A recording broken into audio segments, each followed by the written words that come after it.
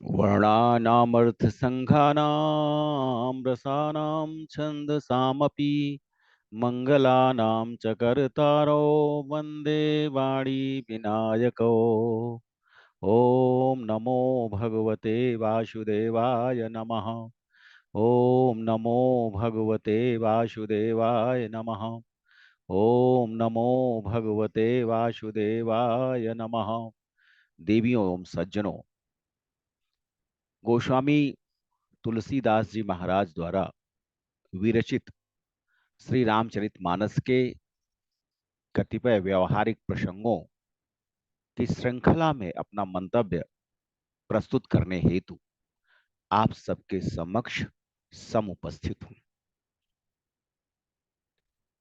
मानस प्रणेता गोस्वामी जी ने श्री रामचरितमानस के माध्यम से अनेकों ऐसे व्यवहारिक प्रसंगों को जन समक्ष प्रस्तुत करने का यत्न किया है, जिसके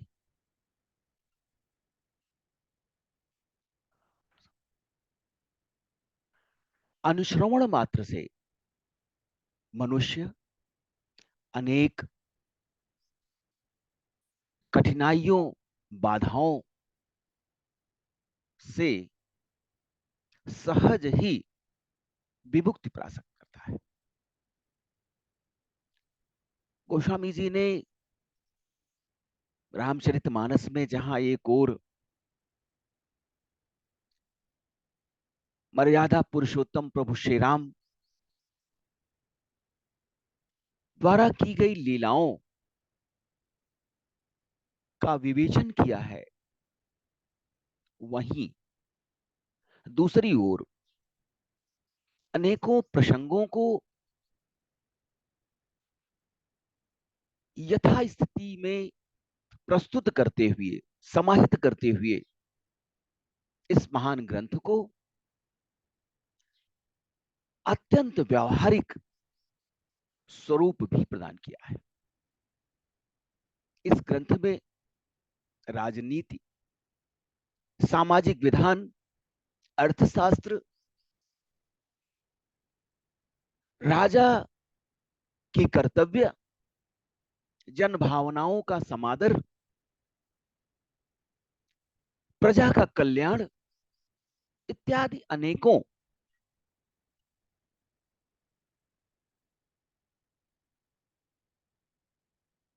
व्यावहारिक प्रसंगों को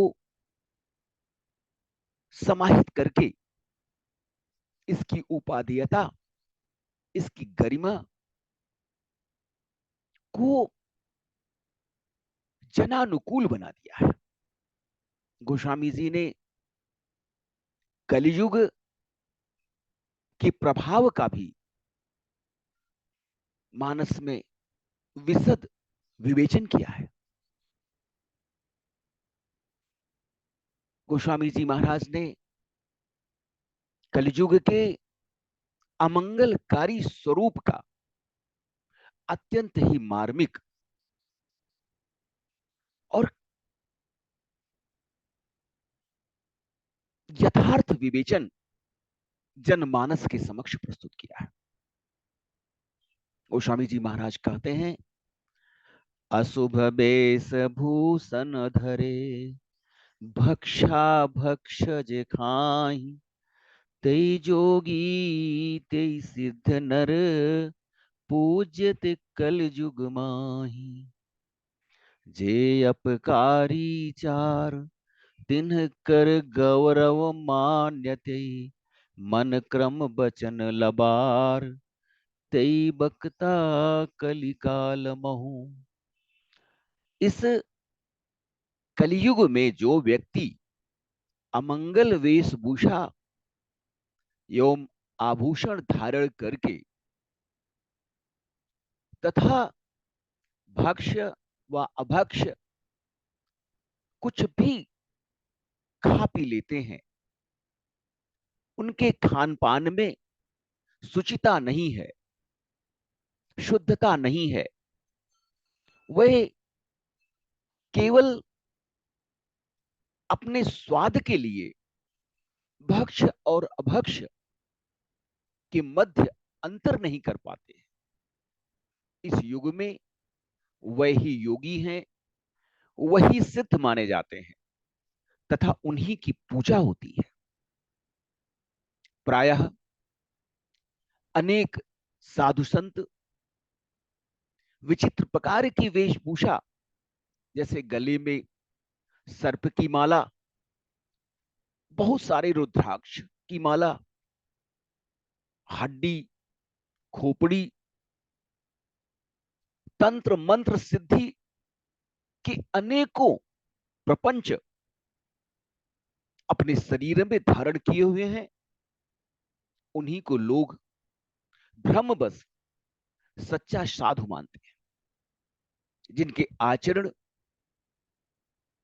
दूसरों को अनिष्टकारी है, जिनके आचरण से समाज के अनेक प्राणियों को कष्ट होता है, अथवा जो लोग अपने आचरण से दूसरों को पीड़ा पहुंचाते हैं, वही लोग गौरवशाली एवं सम्मान के योग्य माने जाते हैं। इस युग में अनेकों प्रपंची तथा कथित साधु संत वेश व आडंबरधारी, जो सामान्य जनता को, सामान्य जनमानस को अपने विचित्र प्रकार के आचरण से, व्यवहार से, वेशभूषा से तथा कतिपय चमत्कारों से आकर्षित करते हैं, सम्मोहित करते हैं। वही इस युग में पूज्य होते हैं। नारी बिवस नर सकल गोसाई, नाचहि नर मरकट की नाई। शूद्र दुजन उपदेश ही ज्ञाना, मेली जनेऊ ले ही कुदाना। सब नर काम लोभ रत क्रोधी, देव विप्रश्रुति संत विरोधी। गुण मंदिर सुंदर पति त्यागी, भजहि नारी पर पुरुष अभागी। सौभागिनी विभूषण हीना, विधमन के सिंगार नबीना। गुरु शिष बधिर अंध का लेखा, एक न सुनई एक नहीं देखा। हरई शिष्य धन शोक न हरई, सो गुर घोर नरक मह परई। मातु पिता बाल लखन ही बुलावहीं, उदर भरे सोई धर्म सिखावहीं। कलयुग में सभी मनुष्य स्त्रियों के वश में है। जिस प्रकार बाजीगर बंदर को नचाता है, उसी प्रकार से प्रत्येक मनुष्य स्त्रियों के उंगलियों पर नाचते हैं। शूद्र अर्थात मूर्ख, अज्ञानी उपदेशक हैं। वे ज्ञानियों को उपदेश देते हैं और गले में जनेऊ धारण कर, ब्राह्मण का वेश धारण कर दान लेने व भिक्षा मांगने में कोई संकोच नहीं करते हैं और प्रत्यक्ष रूप में ब्राह्मणों को गाली देते हैं। उनके लिए अभद्र भाषा का प्रयोग करते हैं। कलयुग में सभी पुरुष व नारियां कामी, क्रोधी व लोभी स्वभाव वाले हैं। वह सहज रूप में देवता, विद्वान, वेद और संतों का विरोध करते हैं। अभागिनी नारियां अनेक गुणों से युक्त अपने सुंदर पति को त्याग कर अन्य पुरुषों का सेवन करती है।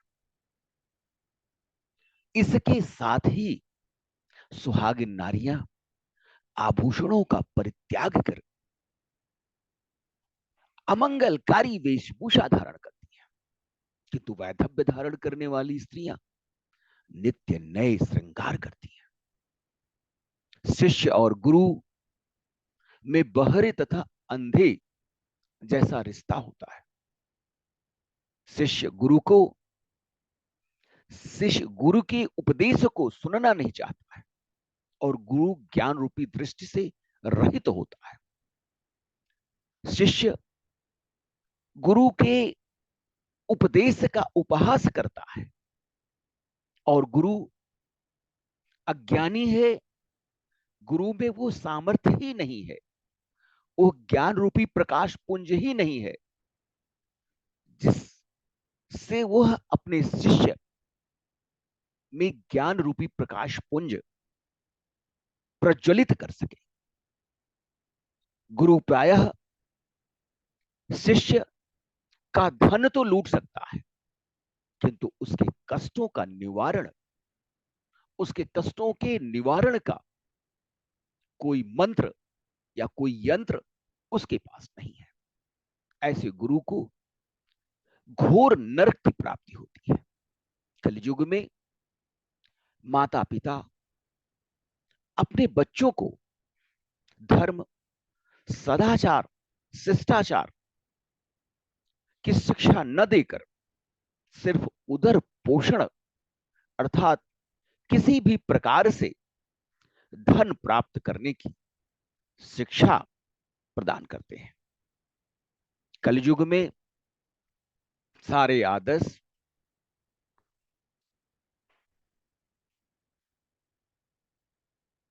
भस्मीभूत हो चुके हैं। जहां मानव में मानवीय गुणों की नितांत आवश्यकता है, वहीं इस कलयुग में, इस यंत्र युग में मनुष्य स्वार्थ का पुतला बन चुका है। उसके संबंध, उसके सामाजिक सरोकार अर्थतंत्र के इर्द गिर्द चक्कर लगाते हैं। वह प्रत्येक समय अपने लाभ के बारे में सोचता है और जहां उसका स्वार्थ सिद्ध होने की संभाव्यता होती है, वहीं वह अपना कल्याण खोज लेता है और जिस मार्ग से उसके स्वार्थ की सिद्धि हो सकती है, उसी मार्ग को वह वेद मार्ग मानता है, सनातन मार्ग मानता है और उसी मार्ग पर चलने हेतु अनवरत चेष्टा करता रहता है।